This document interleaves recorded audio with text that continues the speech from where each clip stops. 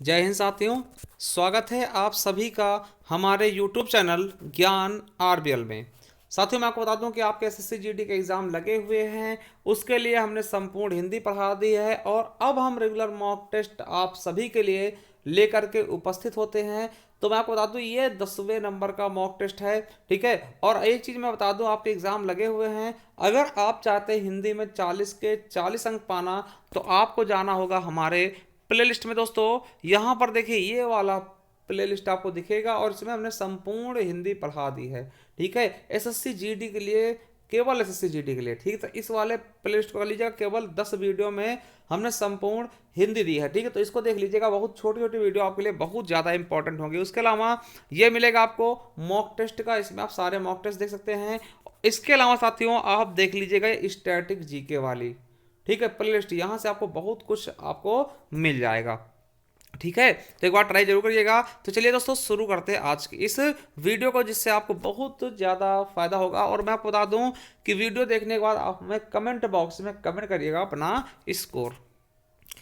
चलिए साथियों, देखते हैं पहला क्वेश्चन। देखिए क्या है, शुद्ध वर्तनी से सही वर्तनी वाले शब्द का चयन करें। आपको पता है कि इसमें चार ऑप्शन दिए गए हैं, जिसमें से आपको बताना कौन सा शब्द सही है, ठीक है। तो आपको बता दें कि आराधना सही है। दोस्तों आराधना तो आराधना होता है। देखिए जवाब में गलत क्या है, आपको पता है जवाब होता है। क्या होता है? जवाब होता है, ठीक है। ये चीज कार्यक्रम, दोस्तों कार्यक्रम कैसे होता है? तो कार्यक्रम दोस्तों इस तरह से लिखते हैं, आपको भी पता होगा कि इसमें का में नीचे रा लगता है। और दशहरा में दोस्तों ये पता है आपको, ये कैसा होगा दोस्तों? तो दशहरा आपका ऐसे लिखा जाएगा, ठीक है। तो ये चीज समझ गए होंगे। तो ये तीनों गलत है, आपका पहला ऑप्शन बिल्कुल और बिल्कुल राइट हो जाएगा। चलिए अगला है कि दिए गए वाक्य के किस भाग में त्रुटि है। साथियों वाक्य का दिया, बौद्ध विहार में कई भिक्षु रहते थे। तो मैं आपको बता दूं इसमें दिक्कत क्या है साथियों, गलत कहां है। तो मैं आपको बता दूं दोस्तों, ये बौद्ध विहार, आपको बता दोस्तों इसमें गलती क्या है। तो आपको बता दें, यहां पर दोस्तों बिहार नहीं होता, विहार होता। क्या होता साथियों? विहार लिखा जाता है, ठीक है। बिहार नहीं लिखते, बिहार नहीं लिखते, क्या लिखते हैं? विहार लिखते हैं, ठीक है। तो यहां पे साथियों को पता है कि बौद्ध विहार होना चाहिए था, में कई भिक्षु रहते थे। चलिए अगले क्वेश्चन पर बढ़ते हैं कि देखिए अगला क्वेश्चन क्या है, तीसरा नंबर के दिए गए वाक्य में रेखांकित खंड को प्रतिस्थापित करने के लिए सबसे उपयुक्त विकल्प का चयन करें, ठीक है। यदि इसे प्रतिस्थापित करने की आवश्यकता नहीं है तो विकल्प किसी बदलाव की आवश्यकता नहीं है का चयन करें। पहला है तो क्या कह रहा है कि हवा जोरों से बह रही है। दोस्तों देखिए जोरों से बह रही है, ठीक है। तो आपको बता दें दोस्तों, जोरों से क्या है, गलत है, ठीक है। ये शब्द ही गलत है। तो यहां पे क्या होना चाहिए? जोर से। देखिए हवा क्या होती है? जोर से बह रही है। क्या? जोर से बह रही, जोरों से बह रही है होना चाहिए था ना। तो इसलिए दोस्तों आपको बता दें कि यहां पर आप सिंगल वचन का प्रयोग करेंगे और यहां देखिए क्रिया भी आपका क्या है, सिंगल है, ठीक है। तो आपको बताना है कि हवा जोर से बह रही है, ठीक है। चलिए अगला क्वेश्चन, चौथा क्वेश्चन क्या है कि दिए गए वाक्य के लिए एक शब्द दीजिए, यानी कि वाक्यांश के लिए एक शब्द बताना है आपको कि कठिनाई से होने वाला कार्य दोस्तों क्या होता है? जो बहुत कठिनाई से होता है दोस्तों, उसको क्या बोलते हैं? तो कष्ट साध्य बोलते हैं, ठीक है। याद रखेंगे, तो क्या बोलते हैं? कष्ट साध्य बोलते हैं, ठीक। कठिनाई से होने वाला कार्य क्या होता है? कष्ट साध्य, ठीक है। चलिए अगला क्वेश्चन क्या है कि दिए गए वाक्य में रेखांकित खंड को प्रतिस्थापित करने के लिए सबसे उपयुक्त विकल्प का चयन करें। यदि इसे प्रतिस्थापित करने की आवश्यकता नहीं है तो विकल्प किसी बदलाव की आवश्यकता नहीं का चयन करें। वह एक सप्ताह में वापस लौट आया, वह एक सप्ताह में वापस लौट आया। दोस्तों देखिए अब इसमें कहा क्या गया है, अब देखिए वापस लौट आया, वापस लौट आया, इसकी जगह क्या होना चाहिए? वे वापस लौट आए, बिल्कुल नहीं। वे वापस लौट आएंगे, बिल्कुल नहीं। किसी बदलाव की आवश्यकता नहीं। या फिर वह वापस आया, देखिए वह एक सप्ताह में वह वापस आया। दोस्तों ये भी सही सकता है। दोस्तों अगर देखिए यहां पर आप सिंपल तरीके से देखें तो वह एक सप्ताह में वापस लौट आया, वह एक सप्ताह में वापस लौट आया। दोस्तों हमारा ये सेंटेंस भी सही लग रहा है, ठीक है। तो दोस्तों आप तीसरे के साथ भी जा सकते हैं, किसी बदलाव की आवश्यकता नहीं है। क्योंकि साथियों यहाँ पे देखिए वह एक सप्ताह में वह वापस लौट आया दोस्तों, तो यहाँ पे थोड़ा सा, यहाँ पे दोस्तों आपको थोड़ा सा गलत हो सकता है, क्योंकि ये सेंटेंस आपका सही है, ठीक है। वह एक सप्ताह में वापस लौट आया दोस्तों, तो आपको इसमें क्या हो जाएगा? किसी बदलाव की आवश्यकता नहीं है, ठीक है। चलिए अगला दिए गए शब्द का विलोम चुने। ठीक है, वृद्ध का क्या होगा दोस्तों, तो वृद्ध का आपको पता है कि क्या हो जाएगा दोस्तों, बालक हो जाएगा। वृद्ध मतलब बुढ़ा, तो बालक क्या होगा दोस्तों, एकदम छोटा सा। ठीक है, तो वृद्ध का बालक हो जाएगा। ठीक है, चलिए अगला देखते हैं। अगला क्या कहा गया है कि रिक्त स्थान की पूर्ति करना है जो कि सबसे उपयुक्त हो। ठीक है, क्या कहा गया है कि पक्षियों का झुंड पानी, देखिए पक्षियों का झुंड चारों ओर पानी की क्या पकड़ अनुसंधान चाहता, आपको पता तलाश होती, पानी क्या होता है, तलाश में घूम रहा था।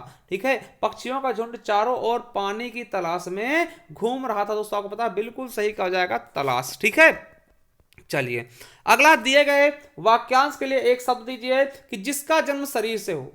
आपको पता दोस्तों कि जिसका जन्म शरीर से होता है दोस्तों उसको क्या बोलते हैं, पिंडज बोलते हैं, याद रखेंगे।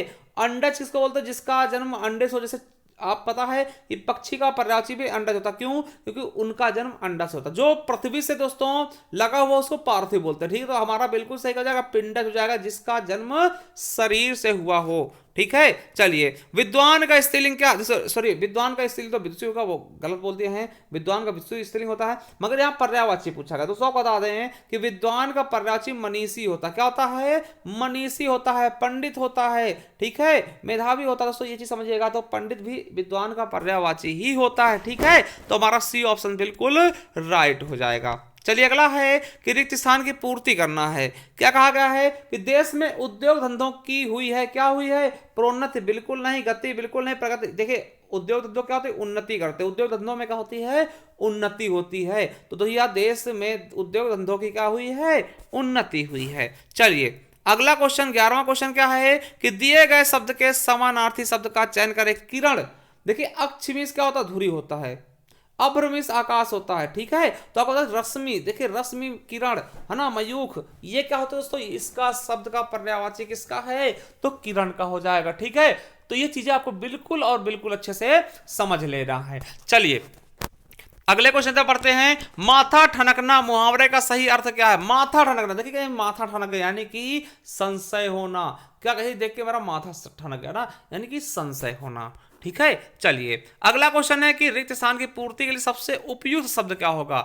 चिड़िया है, चिड़िया क्या होती है, देखिए मिमियाती बिल्कुल नहीं, दहाड़ती भौंकती बिल्कुल नहीं, चहचहाती, एकदम आसान सा देखिए क्वेश्चन है कि चिड़िया चहचहाती है। बिल्कुल सही ऑप्शन हमारा दूसरा हो जाएगा। चलिए अगला क्या है कि दिए गए विकल्प का दोस्तों चयन करना, क्या मुहावरे का सही अर्थ व्यक्त करना है कि गर्दन पर सवार। देखते गर्दन सवार मतलब जानते क्या होता है कि पीछे ही पड़ जाना, किसी से कहीं गर्दन सवार होगा, इसका मतलब क्या हो, पीछा नहीं छोड़ना भैया, एकदम पीछे पड़ जाता है, पीछा ना छोड़ना दोस्तों, यानी कि गर्दन पर सवार होना।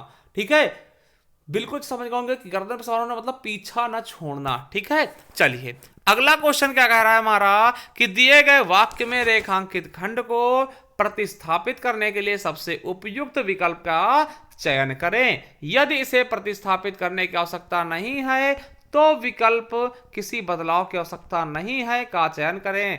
क्या है, उसे तत्कालिक सहायता चाहिए। दोस्तों आपको पता तत्कालिक शब्द का तात्कालिक होता है, क्या होता है, तात्कालिक होता है। तो तात्कालिक सहायता दोस्तों आपका फोर्थ ऑप्शन बिल्कुल सही जाएगा, इसके स्थान पे करेंगे तात्कालिक।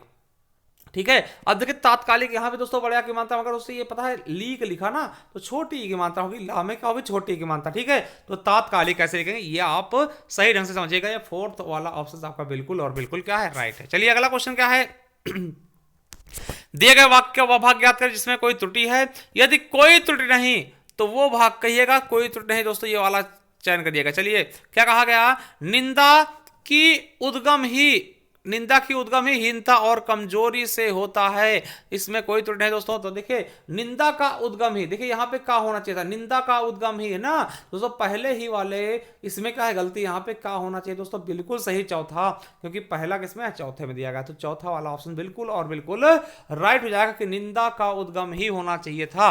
ठीक है, चलिए आगे दिया है विवाद का विलोम शब्द क्या होगा भैया, विवाद का आपको पता है निर्विवाद होगा, जिसमें विवाद ही ना हो निर्विवाद। तो विवाद का विलोम शब्द क्या होगा मेरे साथियों, तो आप बताएंगे क्या होगा सर कि निर्विवाद हो जाएगा। चलिए अगला है कि दिए गए वाक्यांश के लिए एक शब्द बताइए कि भैया तारों भरी रात को क्या बोलते हैं, तो तारों भरी रात को क्या बोलते हैं, विभावरी बोलते हैं ना। देखिए शाम वाली रात जो होती है उसको प्रदोष बोलते हैं, जो संध्या काल को ना, तो ये चीज पूर्वाहन दोस्तों आपको पता है, अपराहन पूर्वाहन ये चीज आप समझते हो, एएम पीएम। ठीक है, तो दोस्तों याद रखेंगे विभावरी क्या होती है, तारों भरी रात को हम क्या बोलते हैं, विभावरी बोलते हैं। ठीक है, चलिए ठीक है, चलिए अगला है कि दिए गए वाक्य का वह भाग ज्ञात करें जिसमें कोई त्रुटि है। यदि कोई त्रुटि नहीं तो कोई त्रुटि नहीं वाले भाग को चुनना आपको। कि बसंत के आगमन से ही शीत की कोप अदृश्य हो गया। दोस्तों शीत का कोप होना चाहिए, शीत का कोप होना चाहिए था ना। तो यहाँ पे दोस्तों आपको पता दूसरे भाग में गलती, देखिए पहला भाग होगा दूसरा होगा ना, तो दूसरे भाग में गलती यानी तीसरा ऑप्शन बिल्कुल और बिल्कुल क्या हो जाएगा हमारा, एकदम से सटीक और राइट हो जाएगा। चलिए अगला क्वेश्चन क्या है कि सही वर्तनी वाले शब्द का चयन करें। उज्जवल कैसे लिखेंगे दोस्तों, बहुत बार बता चुके कि ऊ होगा, आधा जा होगा, फिर आधा जा होगा, फिर वाह होगा और फिर उसके बाद ला होगा। तो उज्जवल ऐसे लिख देते हैं, यानी कि दूसरा ऑप्शन हमारा बिल्कुल और बिल्कुल सटीक और सही है। ठीक है, चलिए अगला देखते हैं। अब देखिए भैया 5 गद्यांश पढ़ लीजिएगा और आपका यहां से पूरा का पूरा समाप्त हो जाएगा। चलिए गद्यांश क्या दिया गया है वो भी देख ले। कि दिए गए गद्यांश में से कुछ शब्द हटा है और संबंधित प्रश्नों से में प्रत्येक संख्या के लिए उसके उपयुक्त विकल्प का चयन करिए। पहला है कि भाषा के मानो अपने विचारों, भाषा के मदद से, सहयोग से, सहायता से या माध्यम से। तो भाषा के माध्यम से होता है दोस्तों, क्या होता है कि भाषा के माध्यम से मानो अपने विचारों। फिर दूसरे में देखते हैं क्या भरना है, दूसरा क्या है, देखिए भाषा के माध्यम से मानो अपने विचारों, भावों और अनुभूतियों को 2 प्रकार से। तो दोस्तों विचारों और भाव होना चाहिए, यहां पे भाव भर देंगे। ठीक, क्या भर देंगे, भाव, है ना। चलिए अगला देखते हैं, तीसरा क्या है, देखिए तो यहां पे दोस्तों क्या है कि भावों और अनुभूतियों के 2 प्रकार से क्या करता है दोस्तों, व्यक्त करता है। क्या करता है, व्यक्त करता है साथियों, विचार और किससे दोस्तों, ये व्यक्त करता है ना, भावों और विचारों क्या करता है, व्यक्त करता है। ठीक, भाषा के माध्यम से। तो यहाँ पे दोस्तों क्या हो जाएगा, व्यक्त करता है। बिल्कुल सही, समझ में आ रहा होगा। ठीक है, व्यक्त करता है। अब आगे क्या है कि पद्य में या गद्य में उसकी अभिव्यक्ति के इन 2 रूपों के सृजन के कारक, क्या सृजन के कारक तत्व हैं, यहां पे कारक भर देंगे। तत्व हैं भावना प्रवण, क्या है साथियों, भावना प्रवण। किसके द्वारा, तो भावना प्रवण हृदय और विचार केंद्र क्या है, मस्तिष्क है। भावना प्रवण क्या है, हृदय है और विचार केंद्र क्या है, मस्तिष्क है साथियों। ठीक है, तो ये हमने 25 क्वेश्चन देख लिए हैं। आपके कितने क्वेश्चन सही हुए कमेंट बॉक्स में कमेंट कर दीजिएगा। और साथियों जो हमने प्ले लिस्ट बनाई है उसको एक बार आप और से देख लीजिएगा, क्योंकि वो आपके लिए बहुत ज्यादा इंपॉर्टेंट होगा, जिसका लिंक भी हम डिस्क्रिप्शन में दिए दे रहे हैं। चलिए दोस्तों, थैंक यू, मिलते हैं किसी नेक्स्ट वीडियो में, तब तक के लिए जय हिंद, जय भारत।